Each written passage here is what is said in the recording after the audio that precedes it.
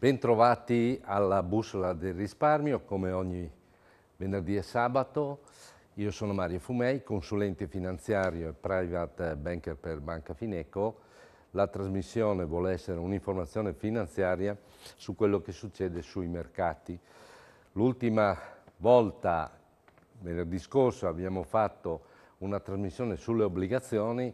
Questa trasmissione, che è l'ultima dell'anno, sarà sulle azioni. Come vedete nel grafico alle mie spalle, che adesso è in sovraimpressione, potete vedere l'andamento dei mercati finanziari azionari principali nel 2022. Come vedete i mercati più o meno hanno performato negativamente dal meno 12, meno 13 al meno 35, 37 del Nasdaq americano, che è il listino dei titoli più aggressivi e tecnologici. Perché è successo questo? Penso che sia abbastanza noto che l'inflazione è aumentata, le banche centrali sono state obbligate ad alzare i tassi di interesse e evidentemente questo ha causato un ribasso di tutti i mercati azionari.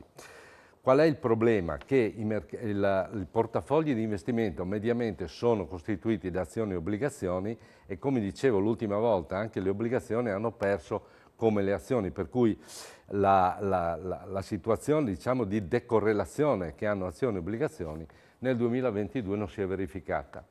Quali sono state le variabili interessanti nel 2022, cioè quelle positive? C'è stato il dollaro, sicuramente, che ha performato positivamente, infatti nei portafogli diciamo con tanto dollaro sicuramente i ribassi sono stati meno importanti, e poi le materie prime dovute poi alla crisi energetica e anche ai colli di bottiglia che si erano verificati alla ripresa, diciamo, dopo la pandemia. Quindi oggi dobbiamo chiederci che cosa? Innanzitutto dobbiamo chiederci se i mercati sono a livelli cheap, cioè abbastanza bassi come valore da poterli acquistare mercati azionari. Se mettiamo la seconda slide possiamo vedere quella che è in questo momento la situazione. I quadratini praticamente fanno vedere quello che è esattamente il livello di prezzo utili, che è una variabile interessante che si guarda normalmente per investire sulle azioni, e vedete che ad esempio il Nasdaq e anche gli Stati Uniti hanno livelli di prezzo utili ancora abbastanza elevati, mentre ad esempio i mercati emergenti, l'Europa e anche soprattutto la Cina sono ancora a livelli, sono adesso a livelli interessanti e forse si può anche comprare. Ovviamente le cose vanno fatte sempre con gradualità, senza cercare il timing, senza cercare di prendere il minimo o di acquistare al minimo o di vendere al massimo, perché questo è impossibile.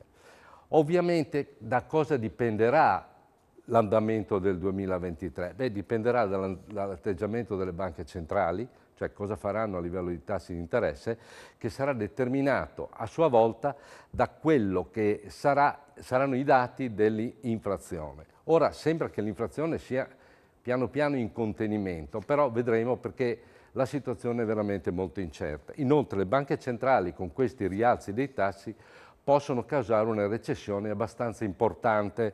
Se mettiamo la terza diapositiva che ho portato, qui potete vedere nell'ultima colonna a destra per il 2023 le previsioni di crescita delle economie dei vari paesi.